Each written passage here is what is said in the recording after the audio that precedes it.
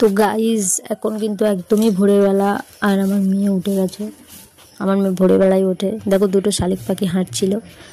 ভিডিওতে অনেকটা আলো লাগছে কিন্তু একদমই অন্ধকার ছিল, বৃষ্টি হচ্ছিল, মেঘ আকাশ। পরিদি কিন্তু একদম সন্ধ্যাবেলা থেকে ঘুমায় আর একদমই ভোরের বেলা উঠে পড়ে।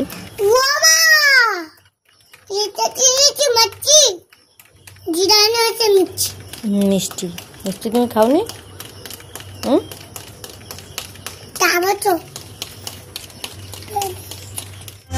দেখো এবার অনেকটা বেলা হয়ে গেছে। পরিদির বাবা বাজার থেকে মাছ কিনে এনেছে, মাছগুলো ভেজে দিচ্ছে। ও কিন্তু আমাকে প্রচুর হেল্প করে, ওকে মাছ ধুয়ে ভেজে দিচ্ছে। আর পরিদি এসছে এখানে দেখতে কেমন মাছ ভাজা করছে বাবা।